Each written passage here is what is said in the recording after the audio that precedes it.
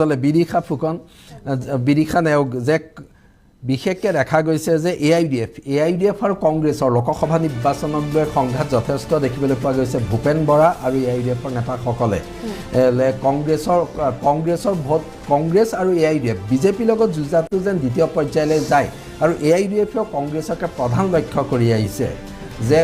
কংগ্ৰেছৰ শক্তিশালী ভেটি থকা সমষ্টিগিতাকো AIDFৰ ভেটি উদাহৰণস্বৰূপে নগাঁও সমষ্টিৰ কথাই ক'ব পাৰি যে AIDF কংগ্ৰেছৰ কাৰণে যথেষ্ট সমস্যাৰ কাৰণ হৈ পৰিব নেকি নিৰ্বাচনত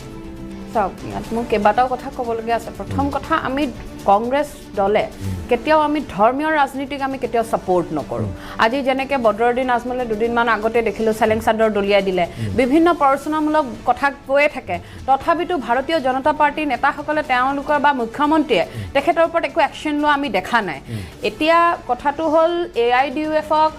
আমাৰ কেন্দ্ৰটো একেবাৰে ৰাহুল গান্ধী ডাঙৰীয়াই ডাইৰেক্টলি না কৰিছে আৰু ভূপেন বৰা ডাঙৰীয়াই ইয়াত কৈছে যে কোনো কাৰণত AIDF-ক ইয়াত লোৱা নহব এতিয়া গটিকে এই বিষয়ে আমাৰ কথা পাতিব লগা নাই তেওঁলোকে নগাঁও যেনেকে ক'বলৈ আছে কৈ থাকক কিন্তু নগাঁৱত আমাৰ কংগ্ৰেছ পাৰ্টি জিকিব আৰু তেওঁলোকে এইবিলাক মুংগেৰিলাল কা হাসিন সপনা দেখি থাকক এইটো আমাৰ ক'ব লগা নাই সংঘাত নহয় চাওক পাৰ্থিত্ব প্ৰত্যাশী থাকিবই ডেফিনেটলি আৰু তাতে চকুত পৰা হৈ গৈছে যে প্ৰদ্যুৎ বৰদলৈ কাকাখৰীয়া কৰিব বিচাৰিছে নাই নাই ডেফিনেটলি নাই কৰা ৰিসেন্ট মিটিং হৈছে আপুনি প্ৰদ্যুৎ বৰদলৈ স্যাৰ দেখিছো আমি ৰকিবুল হুছেইন স্যাৰক আমি একেলগে দেখিছো নহয় এটো কোনোবাই বদমাসি কৰিব পাৰে এটো আমাৰ ক'ব লগা নাই আৰু তাৰ পিছত মই দুটামান কথা তুলাই আহিছো চাওক নগাঁও লৈ পেলে তাৰ পিছত নগাঁও লৈ পেলে আমাৰ কোনো ধৰণৰ শংকা নাই নগাঁৱত আমাৰ নেতৃত্বই যাক দিব তেখেতে পাৰ্টিত্ব ল'ব আৰু আমি নগাঁৱৰ পৰা জিকি আহিম আমি আশাবাদী এতিয়া মোৰ ইয়াৰ আগতে বিজেপিৰ প্ৰবক্তাগৰাকী জয়ন্ত দাই কিছুমান কথা ক'লে সেই কথাখিনিত মোৰ দুটামান মানে ক'বলগীয়া আছে এক নম্বৰ কথা তেওঁলোকে পথৰ কথা ক'লে ৰোডৰ কথা ক'লে চাওক আজি উন্নয়নৰ গংগা বুৱাই দিয়া বিজেপি চৰকাৰখনে আমাৰ সভাপতি সন্মানীয়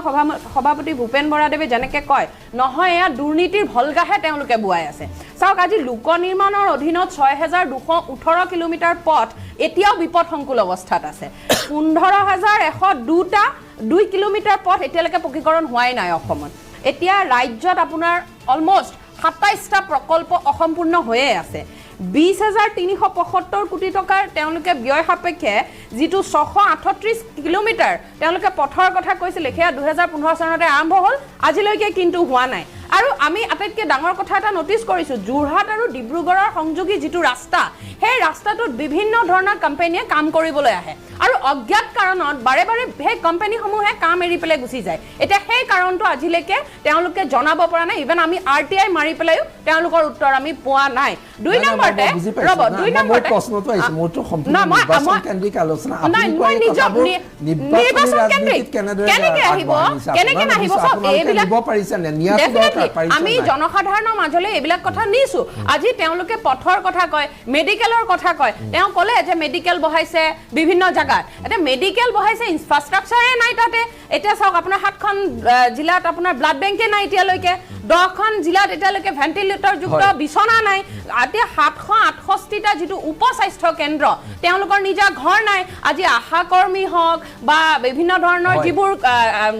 মেডিকেলৰ লগত জড়িত যিখিনি কৰ্মী আছে তেওঁলোকৰ আজি দৰমহাক লৈ পেলে কিমান প্ৰতিবাদ হৈছে আমি দেখিছো তেওঁলোকেটো জবাব দিব তেওঁলোকে ডেফিনেটলি জবাব দিব গটিকে এই ধৰণৰ কথা তেওঁলোকে যেটো উন্নয়নৰ কথা কৈ থাকে উন্নয়নৰ গংগা বুৱাৰ কথা কৈ থাকে এইবিলাক একচুয়ালি দুৰ্নীতিৰ ভলগা বুৱাইছে তেওঁলোকে ইয়াত বেলেগ একো কথা নাই আৰু মই আপোনাক কৈছো তেওঁলোকে যিবোৰ এই তালিবাজি মৰা কথা কৈ থাকে যেনেকে আপোনাৰ ফ্ৰান্সৰ পৰা পইচা আহিলে ইয়াত অমিত বৃক্ষ চৰকাৰে দিলে বুলি বিভিন্ন ধৰণে এই ঠাল ঠেঙুলি নোহোৱা গছ এইবিলাক জনসাধাৰণে নটিচ কৰি আছে আজি চাওক কাৰ্বি পাহাৰত 262খন গাঁৱত এতিয়ালৈকে পানী যোগান হোৱা নাই আজি অমিত শাহ ডাঙৰীয়া আহিলে নিৰ্বাচনৰ আগে আগে আহি ক'লে বান মুক্ত কৰিম এতিয়ালৈকে হোৱা নাই ইমান সহজ নহয় সেই কথা আমিও বুজি পাওঁ কিন্তু তেওঁলোকেতো একো কাম আৰম্ভ কৰা নাই গতিকে এনেকুৱা ধৰণৰ মিছা কথা কেৱল মাত্ৰ ধৰ্মীয় ৰাজনীতি কৰা বিজেপি চৰকাৰখনক এইবাৰ অসমৰ জনসাধাৰণে যোগ্য প্ৰত্যুত্তৰ দিব হয় আজিজুৰ ৰহমান যে বিশেষকৈ অসমৰ নিৰ্বাচনত ধৰ্মীয় সংখ্যালঘু এক নিৰ্ণায়ক ভূমিকা পালন কৰে সমষ্টি পুনৰ নিৰ্ধাৰণ